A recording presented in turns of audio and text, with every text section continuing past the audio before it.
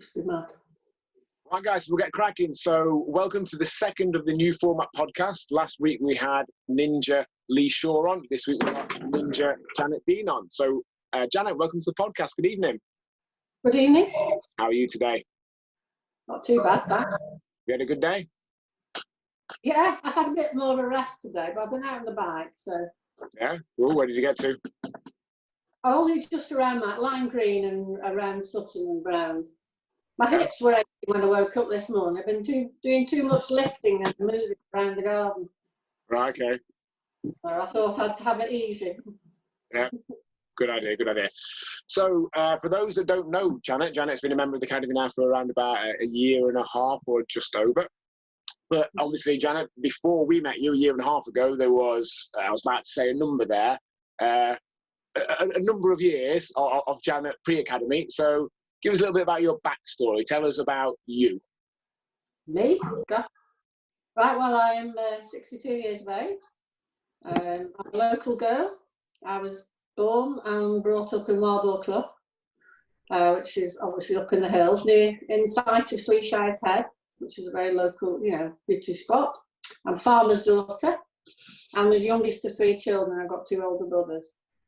And I went to Warburg Primary School and then Macclesfield High School, but from my teenage years, the only thing I ever really thought that I wanted to do was to nurse. So I started nursing when I was 17 back in 1975. And it was a decision that I never regretted. I had 37 and a half, nearly 38 years working for the NHS. And felt I did most of what I wanted to do and achieved a lot of what I wanted to do in that time. I've known my husband Peter since we were at primary school. So I think I remember kind of first meeting him when he was 9 and I was 4 and a half. And if I'm honest, and it may sound a bit corny, but he was always in the background. I mean, we went our different ways, obviously, but somehow I just always knew he was going to play an important part in my life.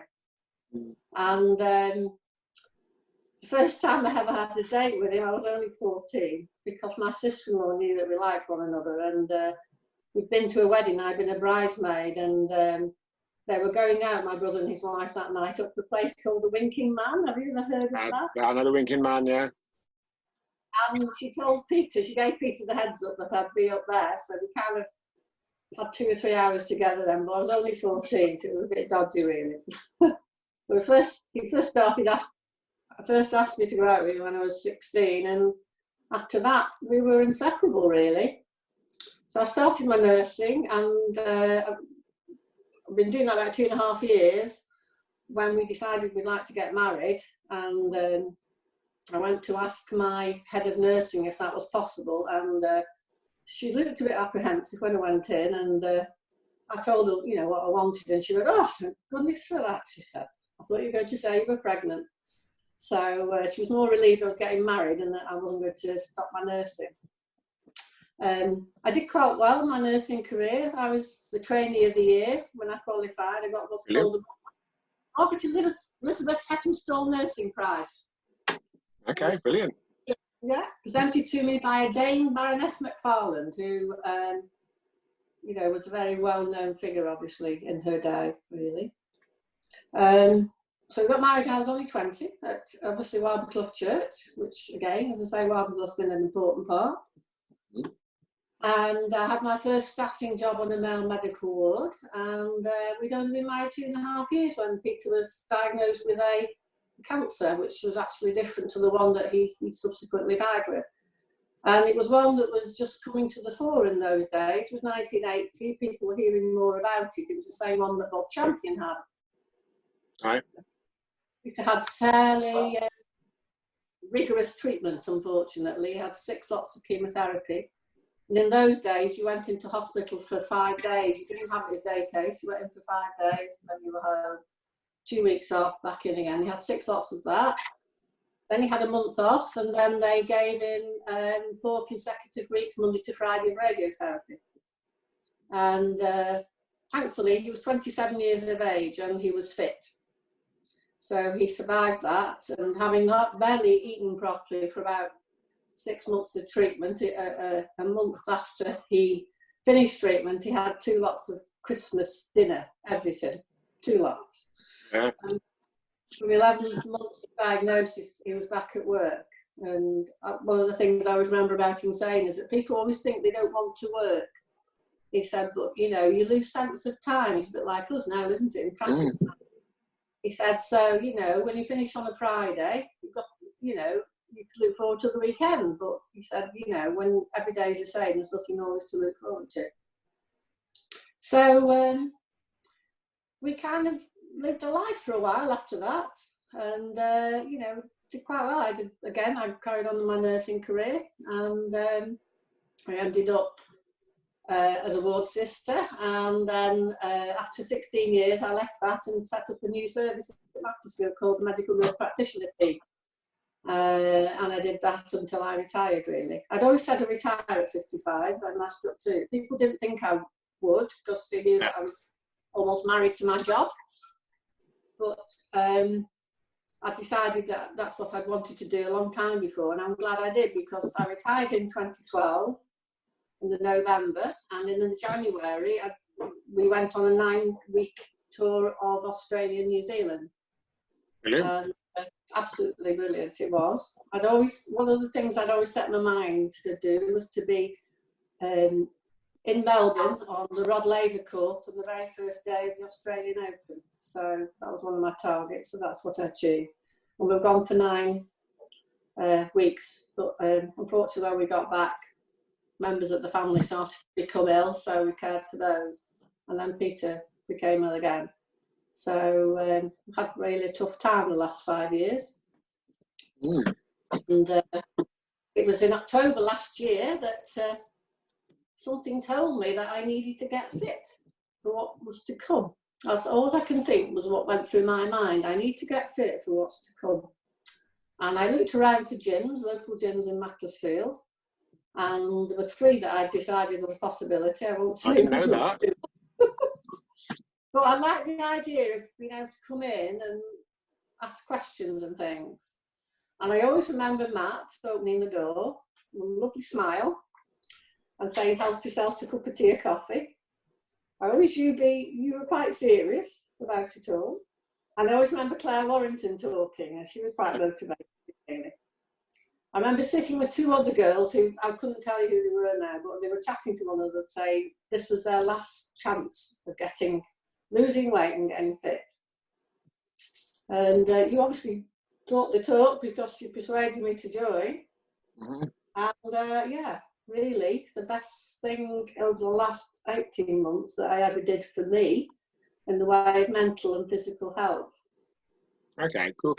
So you can message me afterwards and let me know the other 2 places you looked at. Did you get as far as actually going and looking at them, or just you'd seen them on the internet? I looked at one outside, but I didn't like. I'm not a treadmill person. Not a treadmill, this malarkey. But Faye will know where it is. It's close to where Faye works. And I know, yeah. And the other one I think is Ladies Only on Sunderland Street. That's close, isn't it? Yeah, and that seemed to have it, but again, it seemed to be very limited. It seemed to be more machine orientated, and I didn't necessarily want that. Okay, cool. So prior to that, 18 months ago, what did you done exercise-wise in the past? Yes, I used to play in my younger years, both Peter and I, a lot of squash. So I played in the Macclesfield League, and actually one of the new student doctors introduced me to it, and he promised to teach me. The thing about Peter was that he was whatever Peter decided to play, he was always good at. Sure. Didn't matter whether he'd never done it before. You know, we joined a badminton club once, and the first week that we played, he went and beat somebody who'd never been beaten for like years. And that was Peter. Whatever he did like that, he was always good at. But and we got on exceptionally well together as a couple, but on a squash court somewhere like that, I could actually physically almost do harm because he was so competitive. Not that he always wanted to win, but he had to do his best. So it was easier for somebody else to teach me to play squash and what have you, and I did quite well in that. And I enjoyed it, and it did me good from my job, you see. You could knock hell out of the squash ball, can't you? And they ended up playing in the mixed league, which was fun, because men always thought that if they hit it as hard as they could beat you. But if you got hold of a squash ball the right way, if it came at you very hard, it went back just as hard. And then men, I would say, played that way, didn't know what to do with it once it came back at them. So I used to win that way, really. If you could get the ball back, you were all right. So I played squash from about 24 through to 40. Okay, cool. And then I was caring for my mum, and I got out of the habit of it because I looked after her for nearly 12 months, and trying to do that and work, I didn't make that time for me in the middle, and I got out of it, and because of that, and I always had this thing I'd heard that you must never take it up again after you're 50 because you could die of a heart attack. It always stays in my mind. I did a lot of walking more than anything, but nothing too physical. Okay. And then when I retired, I started to cut crown green bowling. Right, brilliant. Yeah, and Peter did teach me that, and I do find I have a lot of Peter in me when I play. Definitely got I must do the best I can streak in me there. That's exactly the same as my approach to stuff. People sometimes say that I'm competitive, and I don't think I'm competitive because I'm not actually bothered if I lose. If someone beats me fair and square, that's fine, but I'll always try my hardest. I kind of don't see the point in not doing that. If you're going to do something, it's going to take the same amount of time and what have you. You may as well actually just do your best at it, whatever it is. Mm. Okay. I often wonder what Peter might have achieved if he'd ever, if he, let's say, born 20, 30 years later, but he never trained for anything. Yeah.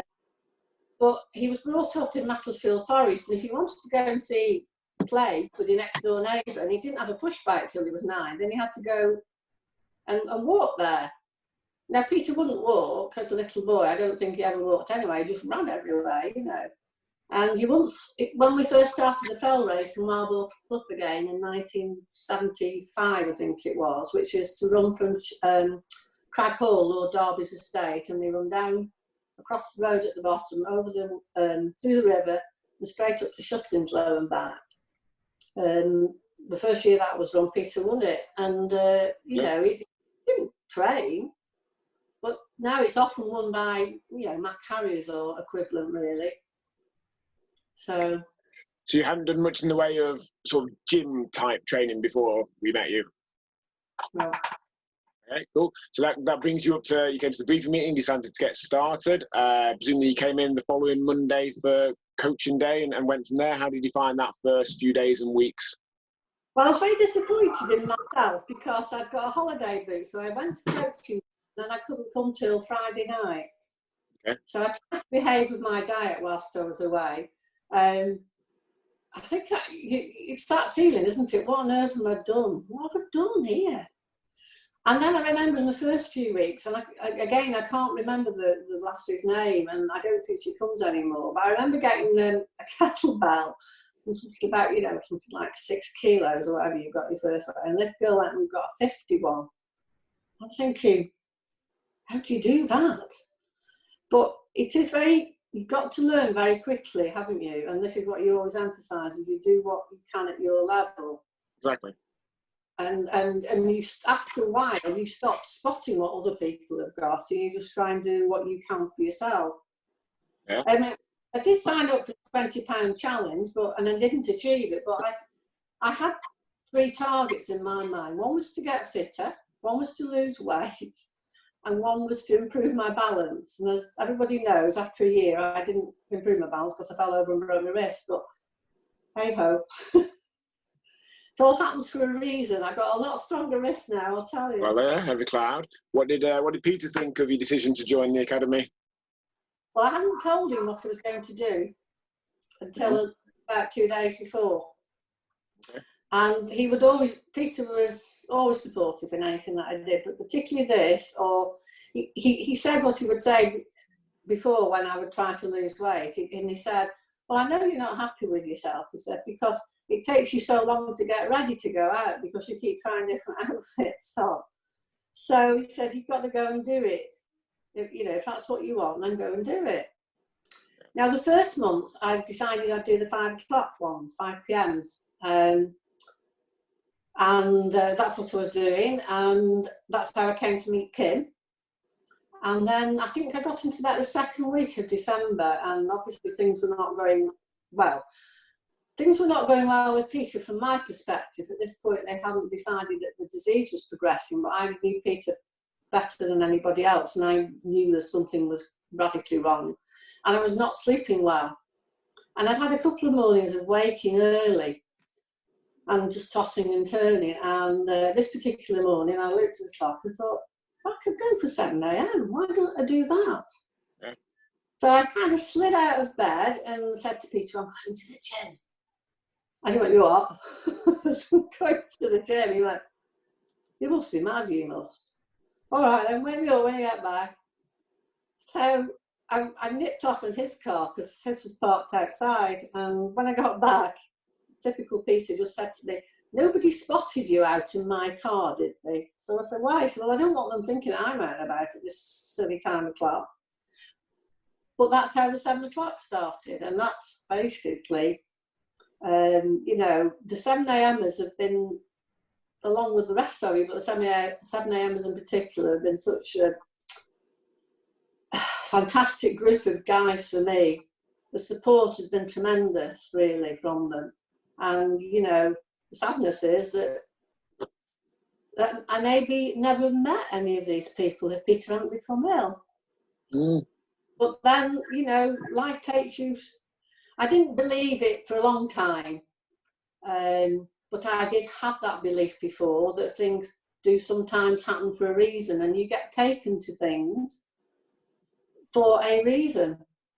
And I do actually truly believe that that voice in my head that said, you've got to get yourself fit for what's to come, took me to what proved to be the academy in the end.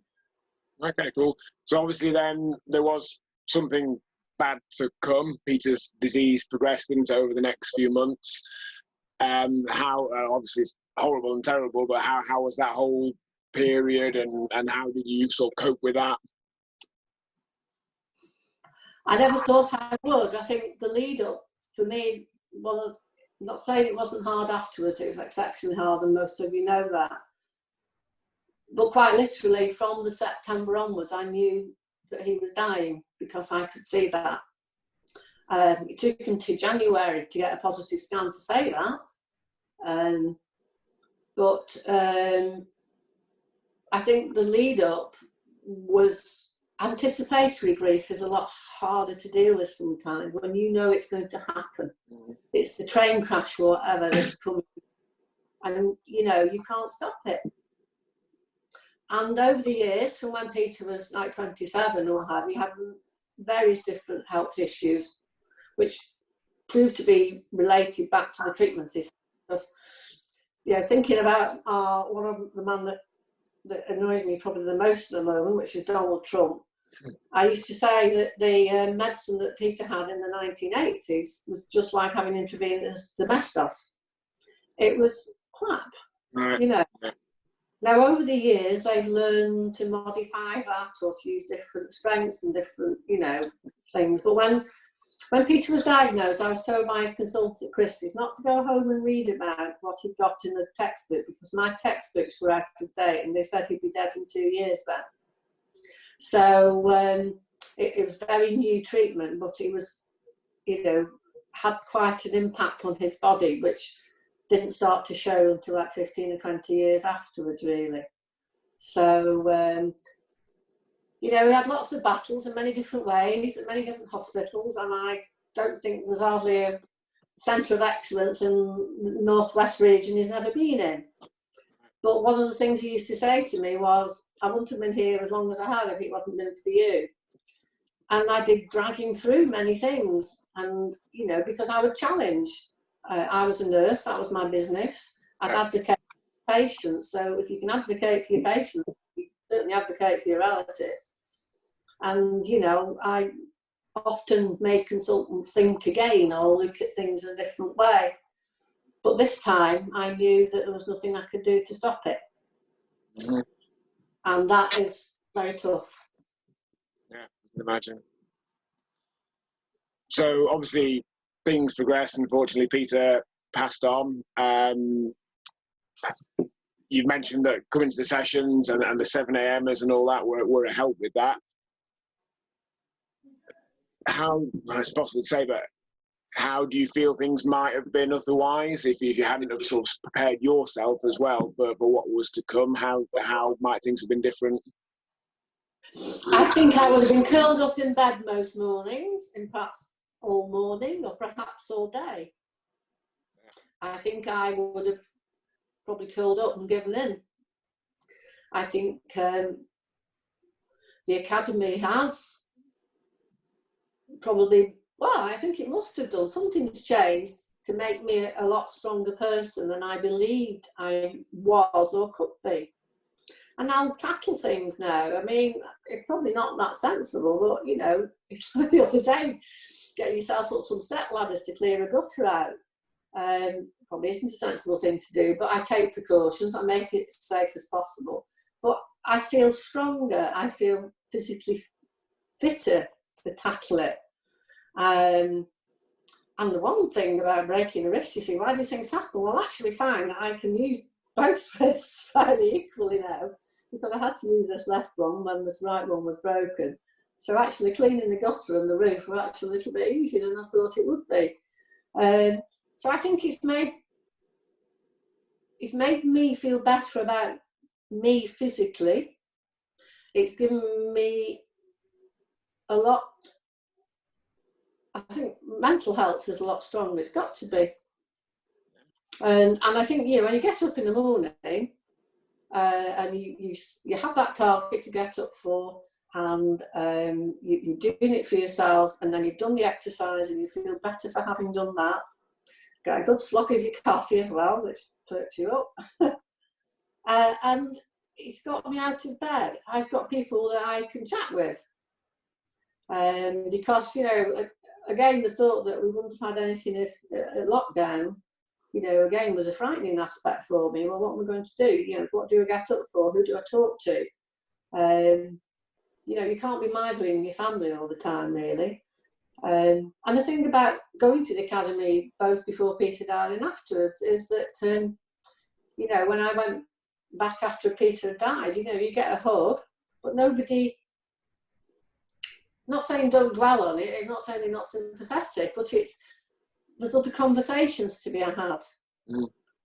And I think everybody that's there only knows me as me. They don't know me as Peter and Janet, because Peter and Janet have always been a couple since I was 16. Since I was 16, so it's a long time. Does that make sense? Yeah, guys, I know what you mean, yeah. So Peter sadly obviously passed on just over a year and 2 weeks ago now, is that right? And then it's obviously an adjustment. Life's then different in you know, you've had however many decades it was before the two of you then. How has life been since then? Oh, it was rubbish for quite some time, really. Because, well, you just, as I say, you're trying to make a life without that person that you don't believe you should be making a life without. And for a long time, there's, you know, I'm a sensible person, I'm a scientific brain, but you still think they can perhaps come back in through that door. Mm. And it's acceptance is the hardest thing to accept.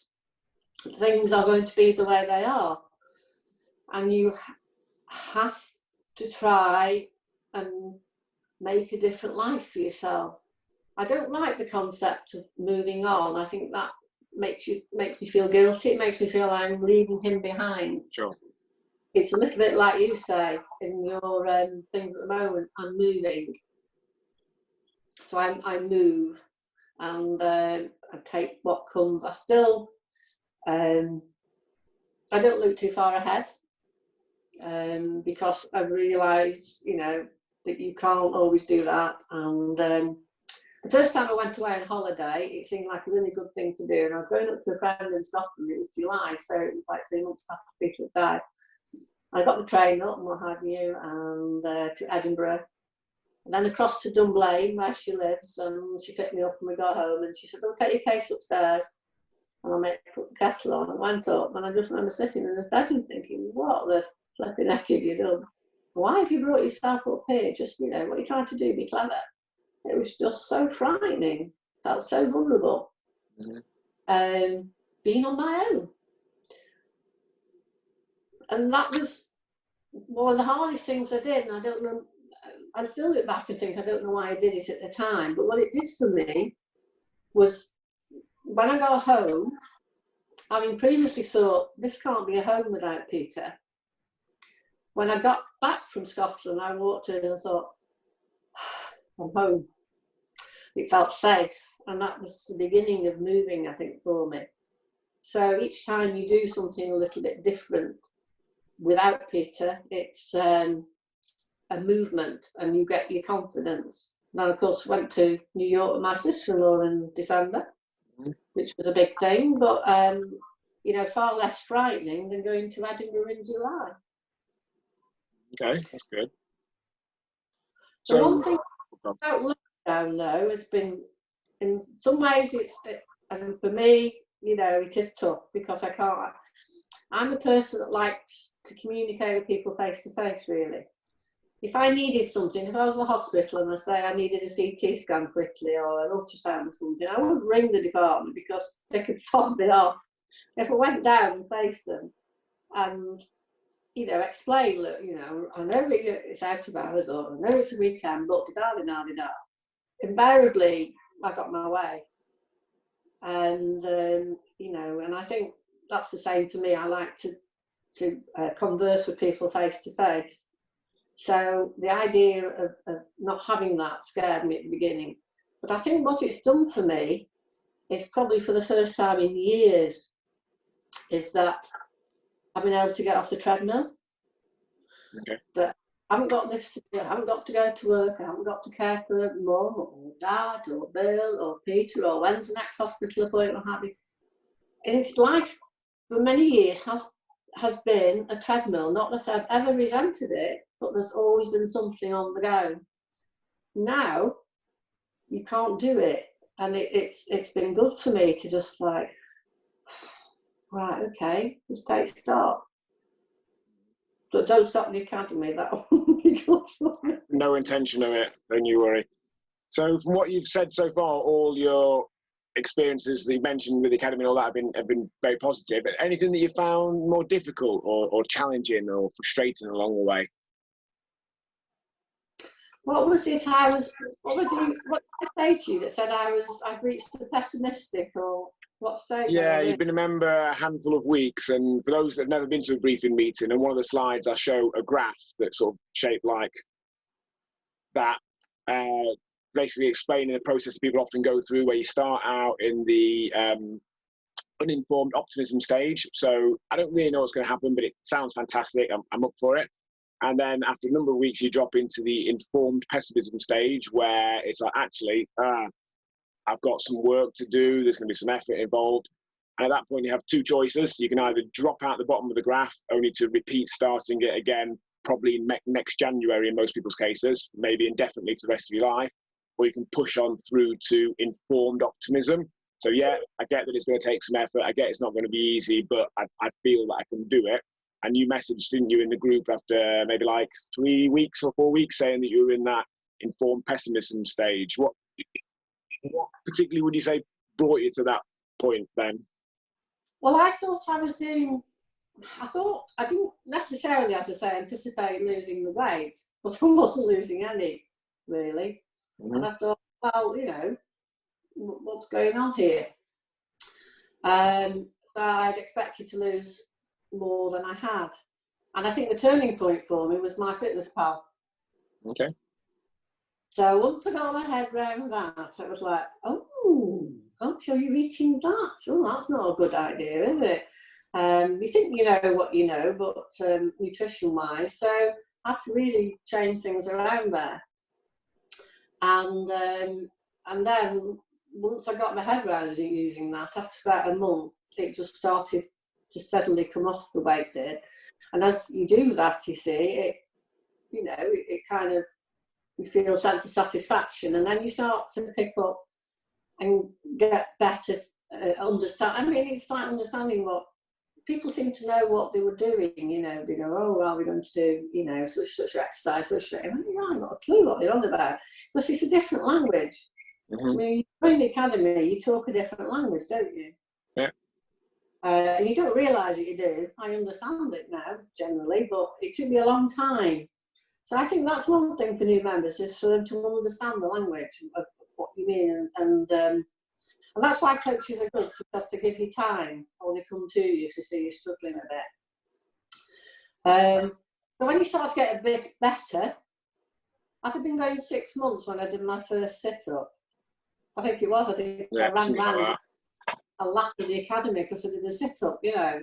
And I just can't, you know, I've never ever been able to do a sit-up in my entire life. So that was a big, you know, sense of satisfaction for me. And then, you know, I think it was about 9 months when I ended up, I think my weight had gone then from something like 73.7 down to 62. I think my body fat had gone from about 34 to 21. So, you know, obviously a huge difference. And that's when you start to have to look at getting new clothes and things. Brilliant enough, I've had a similar challenge to what you mentioned there recently. So I've, during lockdown, signed up to this online program with a coach who I know of and respect, particularly to work on some of the different stuff that I don't perhaps do so much when I'm training at the academy. So a bit of corrective exercise, some stuff to help with various injuries and aches and pains and what have you. And again, it's a little bit like it's a foreign language to start with. He's got his own terms in there. Like, I'm aware of the exercises, but he potentially calls them something different to me, or the workouts have got names. And I found the first handful of workouts, because it's not coach-led and following along someone, it's reading it from a printout, basically. It was taking me twice as long as it should do. It's supposed to be like a 45-minute workout. It was taking me an hour and a half to spend half the time going back on the app, checking the video, just seeing what it meant. But now, a week or two in, I've got past that mostly. Still a few things on there that I have to double check. So it's been a useful reminder for me, actually, what new members go through. And that's very much, I think, one of the main reasons why we do an 8-week challenge to start with, because I find most places, they'll do like a free session or a free week. And that's almost just the optimum amount to put someone off coming back. Because after one session, you're probably a little bit confused, don't quite know what's going on, haven't got your head around it, and you don't look and feel any different. After a week, maybe you're starting to get your head around it, etc. After 8 weeks, you know what's going on, you understand it, you look and feel very different, and hopefully you want to continue. So I completely get that, and it's been a useful reminder for me doing this other program. And I've got a few little tweaks I'm going to make when we're back in the club to just make it really clear and simple for the new people coming in. So obviously, yeah, you did well, down 11, 12 kilos there. You mentioned there are a few of sort of the things you found a bit less easy, but overall seems to have been a positive experience. You started to touch there on lockdown, which is where we're up to now. You've mentioned sort of half answered this question. How have you found that so far? I think the last few weeks of the exercises that we are doing now, I think it's making me definitely a lot stronger. Definitely in my hands and my arms, because you know, going off on the TRX, which I think the TRX was something that somebody developed as a form of torture missile. Or I'm not doing any farmers walks. I can do farmers walks any day, but I think it's a lot more arm exercise. I mean, I actually did my own personal best yesterday, 15 press-ups off my feet. Fantastic.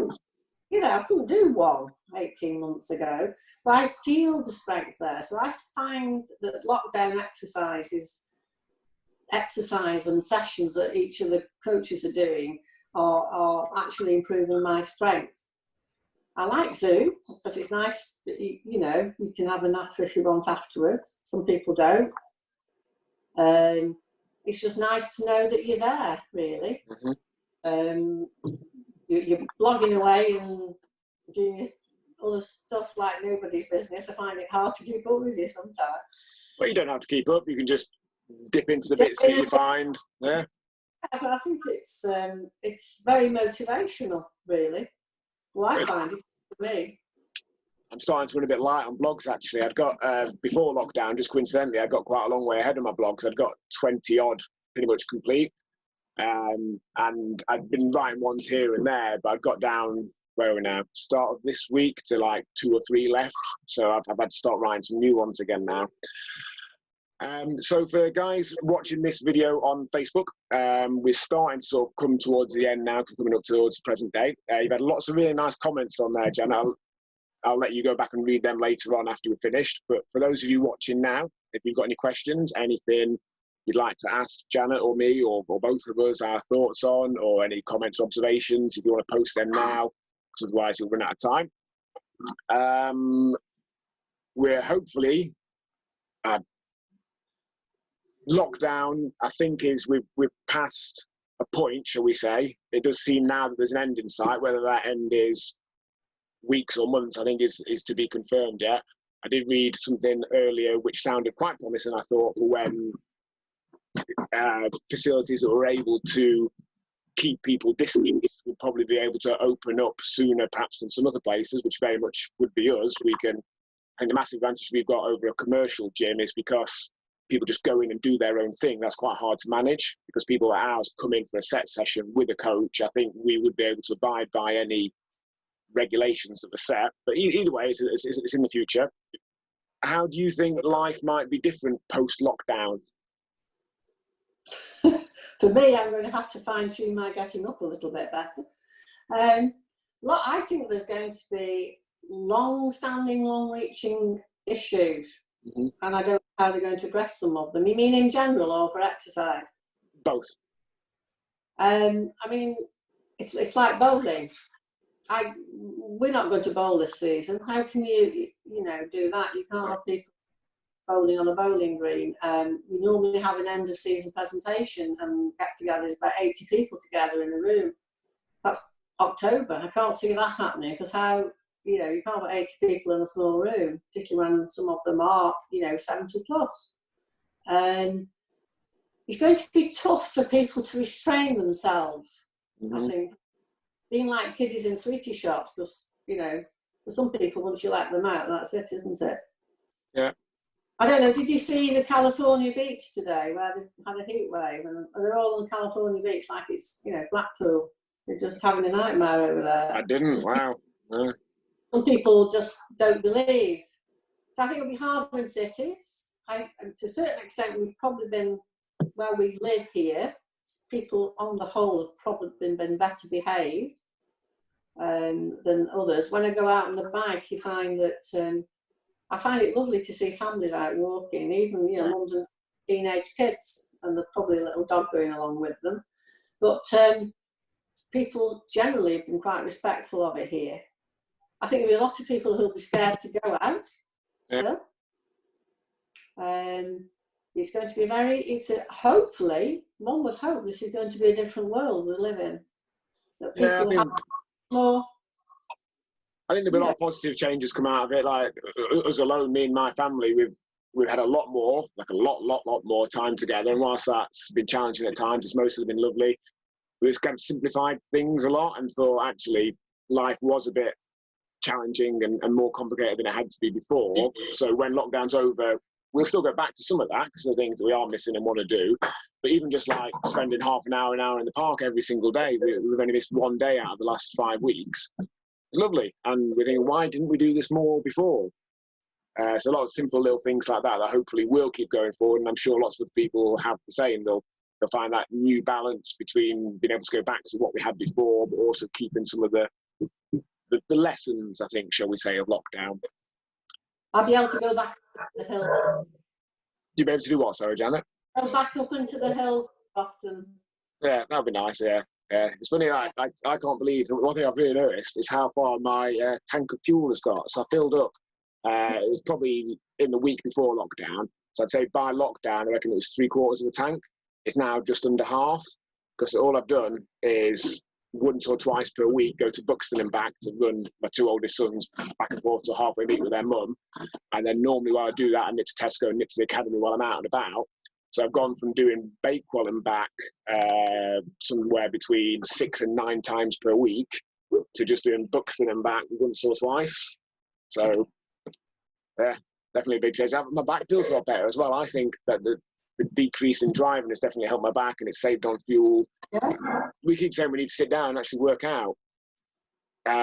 We've got less money coming in, obviously, but it'd be interesting to see how much less money we've been spending. Because whilst food spend has gone up, that's only food we're paying for at home. We're not having to pay for school dinners, we're not eating out, etc., which must have come down even more. And other than that, we're not really spending a great deal. So, interested to see if we end up maybe better off out at the end of this, but we'll see. Right, I'll just check any comments come in. Shelley says, how do you keep motivated? How do I keep motivated? It's very hard at times, Shelley. But Peter, my husband, was somebody who had to deal with had a tough time in life. And it was strange. He was one of 6. He was the youngest, and the oldest was his sister Sheila. And she suffered for about 4 to 5 years with rheumatoid arthritis, so had a tough time. And out of the 6, there were people that, if it was a bad day, they lived with it and they got through it. But if there was any hint of a good day, they were out there and they were enjoying it. And Peter had a little bit of a saying that he would say to me, listen, Darl, we can't change it, so you just got to get on with it. So that voice is in my head. Some days I curse him for not being here, particularly when yesterday I had to deal with some very big spiders. I wanted to know where he was when I was doing the outside maintenance. But he's always in my head. And if I keep myself motivated, I have to do it because he isn't here anymore. So he's not able to be here. So I have to keep motivated to appreciate what he would have appreciated. And then learning to also appreciate it for myself as well. So Lee asks, do you have any tips for those in that informed pessimism stage? It's like anything else, you just got to hang in there. I have been in stages where I've nearly given in on things. I came to education as such. I mean, I did my nurse training, but that was it. They always used to say that we were nurses. When I did my student nurse training, were trained and not educated. And then there came along Project 2000, and then nurses had to have a degree. So I was a ward sister by then, so I decided I had to upskill myself. So I went and did my diploma, and then I did my degree, and then I did a master's degree. And the master's was one that about halfway through I nearly gave in on. And I was trying to write a paper, and it was like 12 weeks to hand in, 11 weeks, 10 weeks, 9 weeks. I just couldn't find, what it was I was looking for. And I just burst into tears one day and said to Peter, I can't do this, I've got to give up. And what a man, what a support, he'd always come out with real words of wisdom, and he'd go, well, why have you rung up somebody at university? Just bring them up, ask them if you could see them. So I rang them up, and they said, come in, John, we don't want you dropping out, So I went in, and this chap said to me, this professor said, have you got any ideas? I said, well, I'm thinking about such a thing. And he said, do you choose some hard ways? I will choose the hard way rather than the easy way. He said, well, yeah, I think that could work if we did that. And, it was the best mark he ever got on the whole course. So I think you have to hang in there. Mm-hmm. And you have to want to do it. Yeah. And use the group around you. I mean, again, going back to your 7amers and your coaches, your coaches won't let you give it, and let's face it. They just tell you, don't be that, well, Faye's a tinker, really. She just tells you that you can't, but don't be silly, you can't say that. And, you have to get on with it. I agree 100%. I actually did a video only a couple of hours ago, probably not even that, on the page here about how the only way to ever get back to motivated and to feel like doing it is just to keep going, to do it unmotivated, to do it when you don't feel like it. And we all get that. And I think almost people struggle when they think that those that are getting there somehow have this miraculous never-ending fountain of enthusiasm and motivation, that they don't, from my experience. They've just come to the realization you have to keep going when you don't have those things, and the quickest way they'll come back is by carrying on going. So Alex has said, hey Janet, thanks so much for sharing your story. How did you keep forcing yourself to go to the academy when things were getting tougher, when Peter was very poorly? It's something I've looked back on, Alex, and I've felt guilty about at times. But I think for an hour in a day while Peter was still at home, before we went to the hospice, there was an hour where he wouldn't miss me.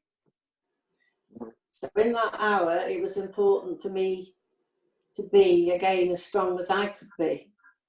And I had to be strong, and I wanted to be strong. And I always believed Peter gave me the strength to do what I needed to do. I've never achieved what I did in nursing. I never achieved, you know, my degrees if he hadn't been there in the background. Quite literally, you know, opening the study door, putting a cup through, he'd have a look at my face. It was either a quick conversation or just close the door. So, you know, he was always there for me. So I had to make sure that I was there for him. And this concept again about, you know, me being told that I needed to get myself strong, I think I knew I had to look after myself. And even after Peter died, I'd watched him up to the last 3 weeks, even though he couldn't go and get his paper and things like that. He'd always had a routine. So he used to go and get his newspaper since he retired. He'd get up and have cereal. Peter was a dean, and the dean family need fuel in to get power out. So he'd have his cereal, then he'd go and get the newspaper, then he'd come back, then he'd make himself a drink and toast, and then he'd read the paper, then he'd do the Sudoku, and then he'd do the crossword. That was Peter's routine, because he was an early riser, because he was a farmer's son. So by 10 o'clock then, he'd be ready to do something different. And I watched him carry on doing this, even though I was getting the newspaper from coming back from the academy and things like that. And I thought, you know, there's something that he's got there.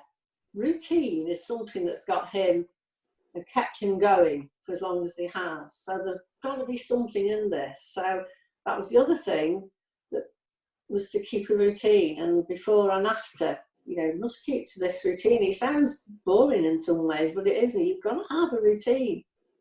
It's the same with lockdown, isn't it? If you don't keep your routine, you lose, you know, your motivation, your momentum, your impetus. You hit the nail on the head there, actually. I think people often don't like the idea of a routine and planning and structure because they think it sounds boring and restrictive. But I actually think it's the exact opposite.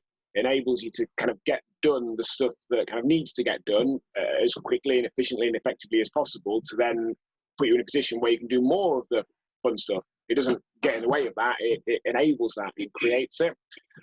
And another thing that you mentioned there as well, about making yourself strong, that's very much how I see it as well. I know I take time out of the day that I could be spending even more time with the kids to exercise and what have you. But I see that as an investment in me and my ability to be a good father and husband. I know that if I don't look after myself, I won't be as good at all those things that are important to me. So actually, it's kind of the least selfish thing I can do. It would be more selfish in some ways to not do those things and be a lesser version of myself for those people around me. I think we've got a couple more questions. There's lots of really nice comments. I'll let you read them later. Mark says, are you using home exercise and bike riding to replace the Crown Green bowling? And have you been in touch with the bowling community at all? This is a fellow Crown Green bowler. Is it? Right. Yeah. I guess I am, Mark, really. I've got to do, you know, because they're light nights, aren't they? We should be out on the green bowling. This is what you would be doing. But, I mean, I've been quite busy at home. As I say, I'm learning home maintenance. And I'm smiling because this is how people stay with you, even though they've died. His voice is in my head and I'm thinking, I need to do such a thing. Right, okay. And yeah, he must have such a spanner or a screwdriver for this, or I go look into the garage in the shed and I find what I need. And I can hear Peter say to me, you think I didn't do anything, or you didn't think I had the stuff, but you know, I have, so I do that. So I'm busy doing maintenance, but then it's taking that time out for yourself again. So today, I mean, I had a day off today. You don't have anything on a Sunday morning. I had a bit of a lie-in. My ironing needed to be done, so I just had to knuckle down and do that, take one for the team on that one, because Peter liked to iron, I didn't. And then, but I thought, right, you know, going out on the bike is a treat for me. It's just lovely to be out and get the fresh air and just cycle. And, you know, it's doing it for yourself and it's getting the fresh air, because I think, you know, you benefit from being outside that way, don't you? It's quite nice to go around even just some of the streets of Mac, because there's nobody about and you notice things that you wouldn't do when there's people, because it would have been Treacle Market today, wouldn't it? Well, you wouldn't have been able to move through town, but, you know, you notice things that you didn't notice before. So yeah, I'm using, I'm not doing any other home exercise, Mark. I'm doing the sessions. I'm doing the personal bests. I've got some exercises that a chiropractor gave me that I've got to do for some muscles at my glutes on my right side that are hurting. But to be honest, Mark, if you see what I've done at home in the garden and things, I don't need to do any other exercise. Cool, that's fantastic. So the remainder of the comments there are just nice comments. Like I said, I'll let you have a read of later. That was really good, Jan. I think I really enjoyed that. We've gone on for nearly, approaching an hour now. You were worried we wouldn't have much to say. So lots of people have already thanked you on the page there. Great thanks from me, Janet. Thank you for sharing your story, because I know in places particularly that wasn't an easy story to share. As people have said there, and I'm sure everyone else who listens to this later on, there's a lot of really thought-provoking stuff in there, a lot of stuff people will benefit from hearing. A very different story to Lee's last week, but everyone's story is always interesting to hear about how it's about real life people, because although I am a real life person, the coaches are, I know it's very easy for people to kind of think that we're different in some way, and to hear how someone they perceive to be normal and more like them, how they've faced and overcome and worked past the challenges they face, like you have, I think is always very inspiring. So thank you for your time, Janet. I really appreciate it. Enjoy the rest of your evening, and will I see you at 7 a.m. tomorrow morning on Zoom? You will. Can I just say thank you to everybody who I have made friends with, and it is a family, isn't it? I wouldn't, you know, the attitude that people have that welcomes you in and looks after you, and like, you know, my 7 a.m.ers, as I call them, you know, if you don't turn up for 2 or 3 days, somebody's messaging you to make sure you're all right. I made good friends with Kim. All I can say about Kim and I is that we went to the Christmas social in 2018, and let's say we bonded over too much Prosecco, really. I remember. So, so yeah, I think we know too much about one another now, so we'll always have to be friends. You had, I suppose you and Kim have both had, should we say, challenges from your husbands, but very different ways. yeah. But it's surprising how you can make friends with people at a different time in your life that you never expected, really. Yeah, life is interesting, isn't it? It is, yeah. Cool. Okay, thank you. Right, thank you very much, Janet. I'll see you in the morning. Appreciate it. Take care. Bye. Bye.